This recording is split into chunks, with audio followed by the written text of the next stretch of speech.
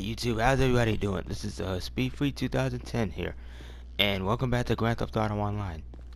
And I'd like to welcome you to part 2 of my garage tour. So, ladies and gentlemen, the first part I took a look at my first two garages, the one part of my apartment as well as another one that I bought. Right here we're going to do the the third one and the fourth one. So, with that being said, if you enjoy what you see, be sure to leave a like, subscribe if you are new. Feel free to follow me on Twitter if you so wish to do so, and feel free to drop a comment in the comment section below. But with that out of the way, let's get started. First up with my motorcycle here. This is my Western Nightblade from the Bikers DLC, which you can still buy from Southern San Andreas for about $100,000. It's in the motorcycles class and is primarily based off of the Harley Davidson V-Rod / Night Rod Special. My absolute favorite bike from Harley, even though I'm mostly a car guy. And in my opinion, it's a seriously underrated bike. Speaking of which, for any Harley fans in the comment section, are there any differences between a V-Rod and a Night Rod? Because they're very similar to me from what I've seen. So if anybody can let me know what the difference is in the comments section below, I'd greatly appreciate it. Anyway, this wasn't necessarily my first bike. This was my second bike that I have purchased, and it's quite literally is my absolute favorite motorcycle in the entire game. Here, my favorite bike being the Nightblade. Out of all the bikes that came out in the 2017, I think in the Bikers update, out of all the choppers, this one is the absolute best when it comes to performance, having good speed, handling, and acceleration, and it's surprisingly nimble despite its heavy weight. So if you want a chopper that has good looks as well as good performance, definitely grab it. Not to mention, it's one of the only few that was not removed that you can still buy from that update. And not to mention, it's relatively cheap, costing you $100,000. So one last thing before I move on to the next car, the full-on black on this bike is actually the second paint job. At one point, it was actually white and red, which are an inverse of my colors. So yeah, this is the second bike. I just wanted this one to look more intimidating. Next up, we have my Vapid Chino Custom, a 1961 to 1963-ish Lincoln Continental two-door lowrider. It's in the muscles class, and you can still buy it from either Legendary Motorsport or off of Benny's Original Motorworks for $225,000. And despite its quote-unquote hefty price tag from when it was introduced, upgrading this thing is actually relatively cheap, costing $180,000. So out of all the lowriders currently, it's one of the cheapest to upgrade. In terms of performance, it's not that quick, topping out at around 95 miles an hour according to Bruffy1322, whom you should check out for all your vehicle performance testing needs. If you don't want to go to his channel and check out his videos, then I also recommend his website gtacars.net, in which he shows all of the lap times and top speeds as well as other metadata pertaining to those cars. In terms of color wise, it's just another classic color scheme, red and white in my colors, with the white being the secondary paint job tied to the interiors as well as the vinyl rooftop, if you decide to go with it. And I also did this to match the white pinstriping. One rule that, now I've said this before, but for those of you that didn't watch part 1 of my garage tour, one of the rules that I have when it comes to all of my car garages is that for every paint job that I do, I can only repeat it once.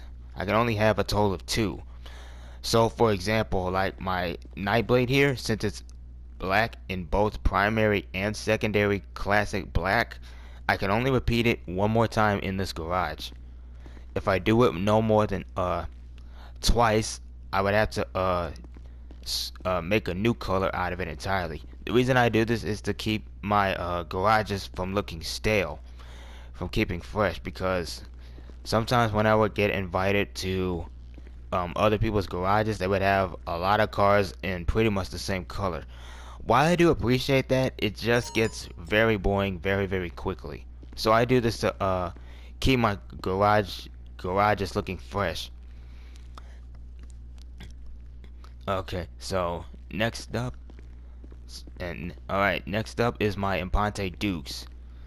It's a returning car from Grand Theft Auto 4, primarily based off of my dream car, the 1968 to 1972 Dodge Charger. However, personally, from the body lines, it's primarily a 68 to 70 from the body lines, with the split grille that seems to be hybridized from the 69 to maybe the 71 from the looks of it. And it drives just like a 2013 car, having a bit of speed, but not too much. It feels like a 2013 car, much like the Sabre Turbo from Part 1. And looks wise, I actually based mine off of my own personalized take of the Fast and Furious Dodge Charger from used by Dominic Toretto, portrayed by Vin Diesel. More specifically, the first one, because when that movie came out when I was 7 years old, that's the movie that introduced me to the 69 Charger, which is one of my dream muscle cars, or rather the 70 used in that movie. And so the paint job and the wheels are just reminiscent to the gloss black and chrome paint job used on that first one. And I consider every Charger since then a different version. So yeah, so basically when we're talking Fast and Furious Chargers, I get pretty specific. So this one's based off the first one and not any of the other ones afterwards, because there are a lot of differences. Anyway, up next in slots 4 and 5, we have my quote-unquote drift vehicles. The Benefactor Shafter, which is, I think, the Mercedes CL, I believe it's the Mercedes C63, and the Karen Futo from GTA 4, aka the Toyota Corolla 11. The reason I say drift cars because for those of you that watch my videos and watch my driving, I like to power slide my cars around corners just because I can. And like how they drive, so I can like power slide and get a feeling on the handling of the car. Plus, I think it just looks fun. These cars actually are pretty good, popular among the drifting community prior to the drift update that we got in the Chop Shop DLC. The Shafter was pretty easy to control, while the Futo is not necessarily. They're both in the sports class, and you can both easily just get these off of the street and save you some money.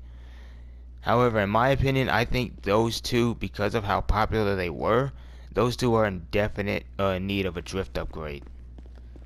So hopefully Rockstar will keep that in mind. Next up, we have another familiar face from GTA 4, the Karen Sultan RS. To get it, just find a standard Karen Sultan off the street and just take it to Benny's or wherever garage that you own that will allow you to upgrade it. Doing so would take the Sultan from a sports car to a supercar, which, in my personal opinion, due to how the Sultan RS performs, was a bit of a misstep on Rockstar's part. But anyway, my version is basically just a rally spec version, as a throwback to the rally cars used by Subaru.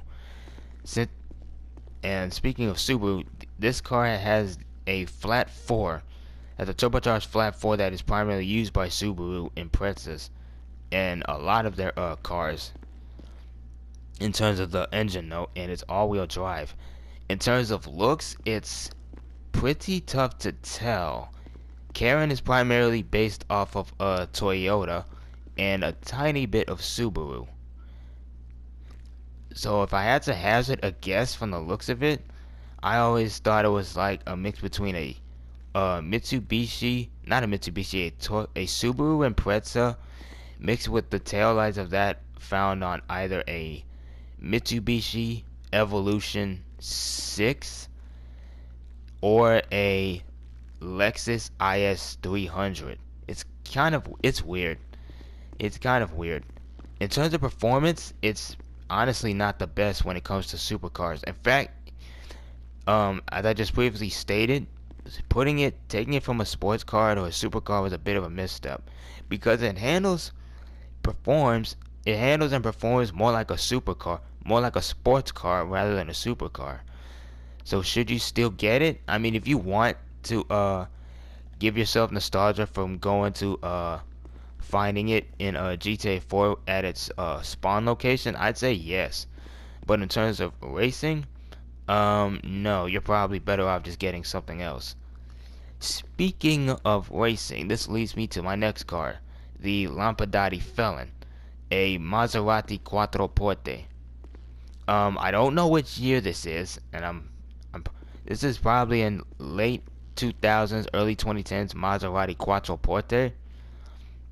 Since Lampadati has some Maserati influences in some of their cars, and this one is actually, despite its sedan-looking appearance, it's actually in the coupes class, and it's a 2013 vehicle, which is actually really good for non-HSW coupe racing, or at least when it came to 2013. There was only two options. You had this, and you had the Ubermatt Zion, aka the BMW 6 Series coupe, or the convertible. So it's a toss-up between those two. This one I decided to just paint a metallic wine red to go with the dark paint job, because that's a color that I rarely use. And as far as the Sultan RS goes, it was just a metallic blue with, if I'm remembering correctly, a racing blue or an ultra blue pearlescent. I'm not entirely too sure. Anyway, if you wanna throwback to coupe racing from 2013, but you wanna beat other people with 4 other doors instead of 2, it's a decent car to do. But honestly, you're probably not gonna end up driving this because you can just get this off the street and it's largely ignored. Speaking of dark metallic paint, this leads me to the Enos Huntley S in this beautiful midnight blue metallic. It's primarily based off of the Bentley Bentayga SUV, more specifically the concept. It came out with the Dangerous business update back in, I think, 2014 if I'm remembering correctly, and was the first SUV, the first DLC SUV. It was actually pretty good for SUV racing, albeit nowadays it's a bit outdated. You can actually still buy it off of Legendary Motorsports for just under $200,000. It's all-wheel drive, it has decent customization, decent performance, however its braking is not the best. So take that with that as you will. Still a good looking car though. Next up we have the Invertero Coquette Blackfin, based off of a C2 Chevrolet Corvette. From what I can gather from my research, from what I looked this thing up, it was a 62, I think. And I just decided to go with the red Resto Mod look with low rider tires, the low 5 rims in chrome, the dual side exhaust, and whatnot. And it's a beautiful car. Out of all of the Corvette cars out of the GTA 5 Online family, this is the only one that's actually a muscle car. That is actually considered a muscle car, while the other one is considered a sports car, a sports classic. Excuse me. Apologies about that, ladies and gentlemen. I had to take a phone call. But Anyway, back to the Coquette Blackfin. Um, out of currently so far out of all the cars in this garage, this is so far the only one that you cannot buy off the websites anymore, as it's since been removed. So you're gonna have to wait until it comes back being a test drive car, a podium car, or just buy it off of someone. Is it the best car for racing? No. Is it a good car for cruising around? Definitely, and especially the engine note. So definitely, if you're a fan of classic muscle cars or drop or open top muscle cars in general, definitely give this one a try. You're not gonna regret it. And next up, we have the Guati Brioso RA, a wide body Fiat 500 from the Cunning Stunts update. It's in the compact class and has all-wheel drive, a decent handling, decent top speed, and it used to be the best. And so far, even though I'm on PlayStation 4, on PS5 and Xbox Series X and S, or expanded and enhanced for want of a better description, this is the only car with HSW upgrades. So it's a good car for race. So it's a good compact for racing, somewhat, if the BF Club didn't exist. And it's relatively cheap. You can still buy it from Southern San Andreas for $155,000. Just one thing to note about this though. Despite its all-wheel drive performance, this car is pretty prone to spinning out. So I highly suggest you take extra care when driving this thing if you decide to buy it. Whether HSW is turned on or turned off. With that being said, this is going to do it for Garage 3. Let's move on to my fourth garage. I'll check you guys later. Alright, ladies and gentlemen, I'm back. So, now that we've done my third garage, we've now moved on to my fourth garage. So, that being said, we're starting off with my first supercar that I bought in 2015. The ProGen T20 from the Ill-Gotten Gains Part 2 update. It's a supercar that you can still buy off Legendary Motorsports for $2,200,000, primarily based off of the McLaren P1 hypercar. It's pretty quick, having very quick acceleration, decent top speed, and decent handling due to its all-wheel drive system. And this also is the first car in the entire history of GTA Online to have an actual active spoiler, in terms of civilian cars at least. This is also the final car to come out of the Ill-Gotten Gains Part 2, because that DLC marked the end of life support for the PS3 and Xbox 360 generations of that game. So this is the last supercar to come out of that. And I just painted it in the just give it the McLaren touch with this beautiful metallic orange with, I believe, a racing yellow pearlescent, going with the carbon inferno wheels to match the carbon fiber roof, as well as the chrome engine cover. The chrome engine cover with orange tire smoke. Is it worth picking up? Probably not. But if you're a fan of McLaren, I'd say grab one, probably on sale. It's not too cheap. It's not too expensive. Like I said, it's $2,220,000, but it's a decent car. Fits right in with other cars of its performance. Next up, we have my favorite car in this entire garage, the Honest Elegy Retro Custom. It's in the sports class, and you'll actually have to convert it at Benny's Original Motorworks or upgrade it. You have to buy the original RH8 from my first garage, and then you have to take it either to Benny's or your Arena Workshop garage and then upgrade it for a couple $100,000. In terms of looks, this one is a mix of two Nissan Skylines, the R32 generation from 1989 to 1993, and the R33 generation from 1994 to 1998. The latter being my absolute favorite one of all time. So it's a hybrid between both of these from the front and the rear. So So just say it's a hybrid between an R32 and an R33. The latter of which I actually made into my own personal version. I took in great inspiration. So think of mine as my own R33 if I were to own one of these in real life. Which honestly, it just looks good. So I was in the paint job and the looks. I was inspired from the Yellow Bird, aka Leon's car from Fast and Furious 1. Because it was around that time, not only was I introduced to that car in that movie, but also before then, at that same time, I was also playing Gran Turismo 1 as a kid. So if I wanted to own one of these in real life, this is probably what it would look like.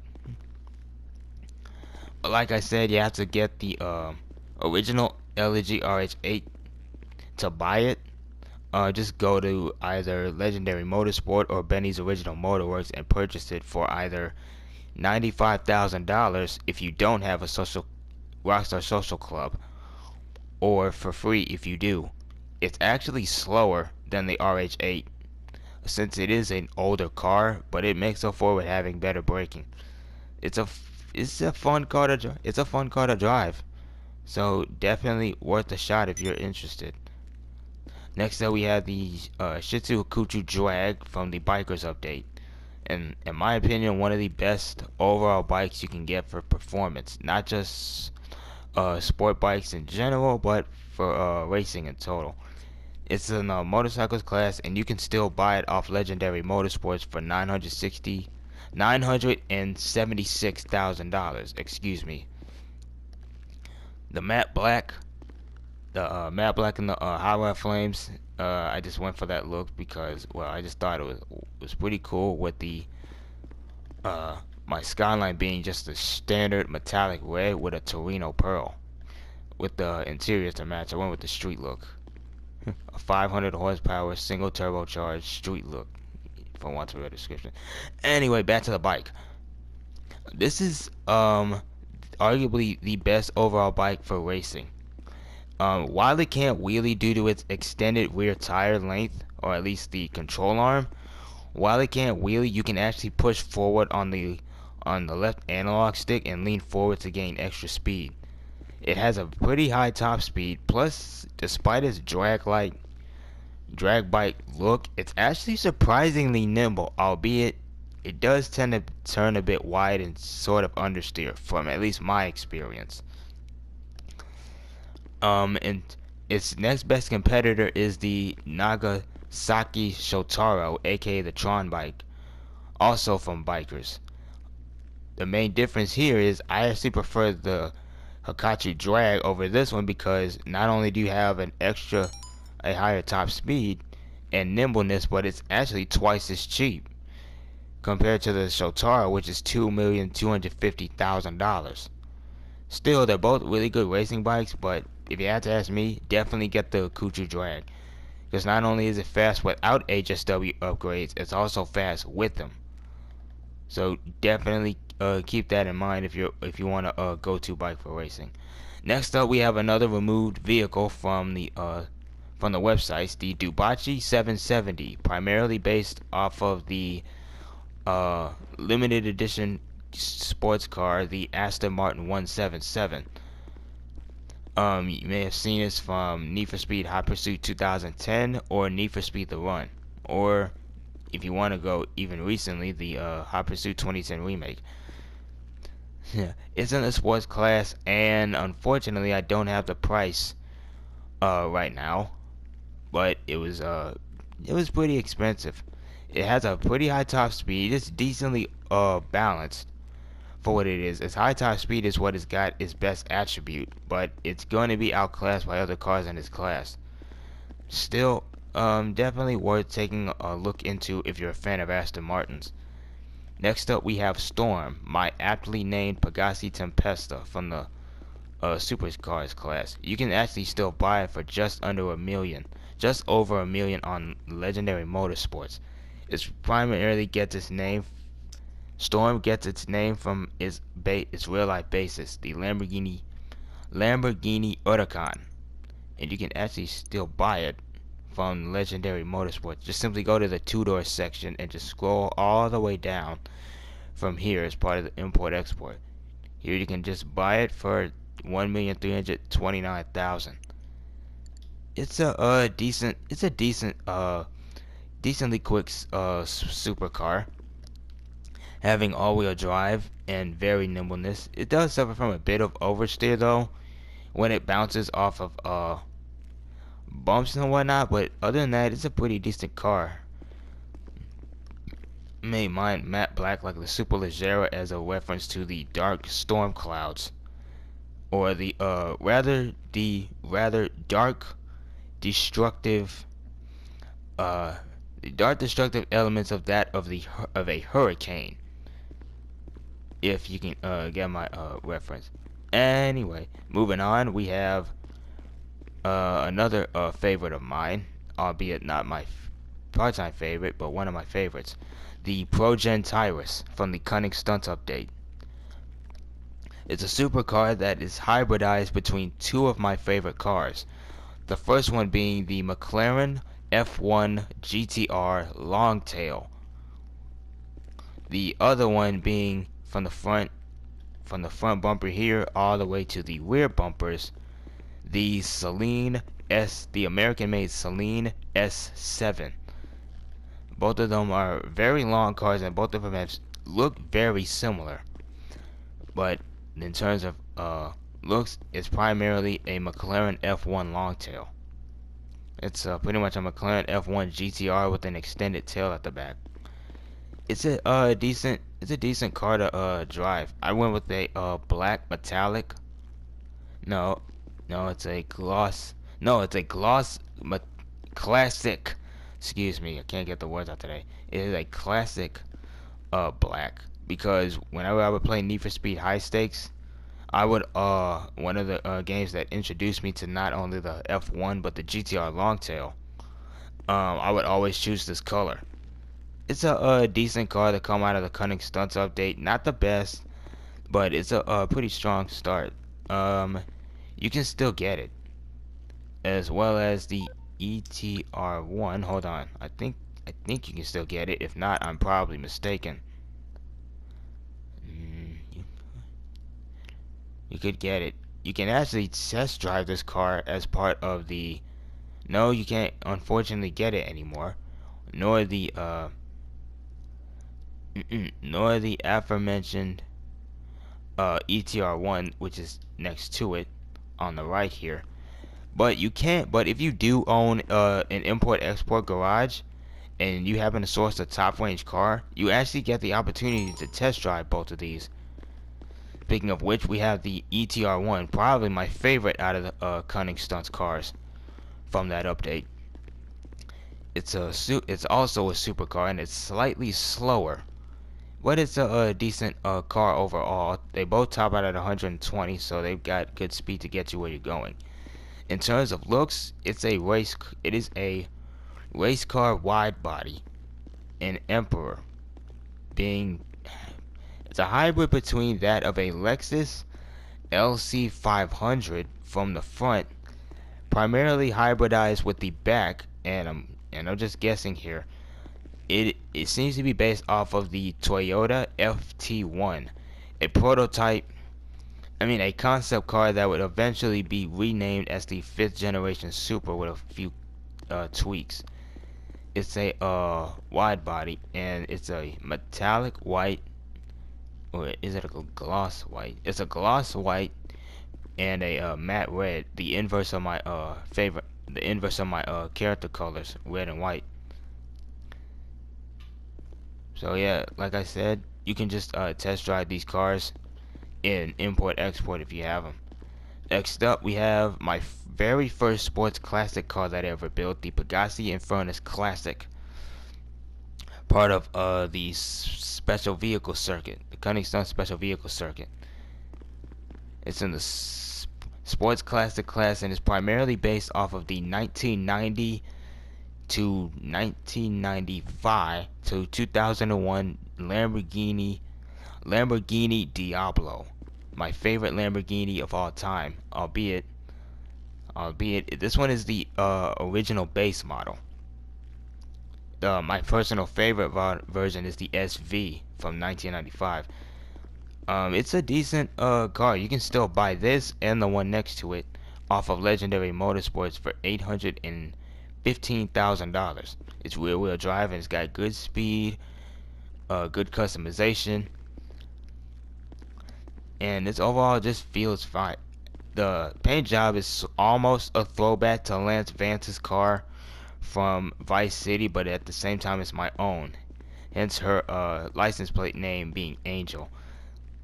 Because Diablo is Spanish slash Italian for devil. And since it's in a beautiful metallic white, frost white with an ice white pearl, I decided to go with to call her Angel as opposed to bring out the lighter side of her, in a way, if you can get my meaning.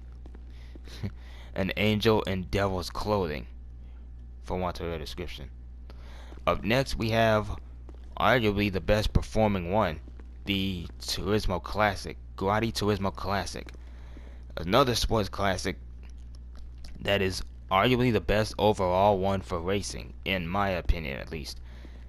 It will set you back $705,000 on Legendary Motorsports and is primarily based off of the 1987 to 1992 Ferrari F40. This is the same Turismo from that was introduced in Grand Theft Auto San Andreas all the way back. In terms of look, this is a Formula. I painted mine in a gloss Formula red with a frost white secondary to go with the stripes, to go with the stripe and the GT hood. This is a really good car for racing, having a top speed of around 120.8 miles an hour with very good grip and acceleration. The only weak spot, the only thing that you need to be wary of is that the Turismo Classic has pretty weak brakes.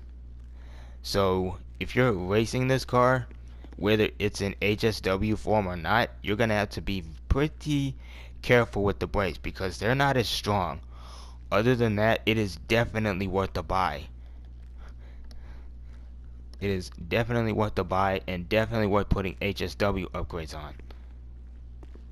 And up next, we have another matte black car, although not a full matte black vehicle in this garage like my Tempesta or Hakuchu Drag, both of which are full on matte black in both primary and secondary, the Lampadati Viceris.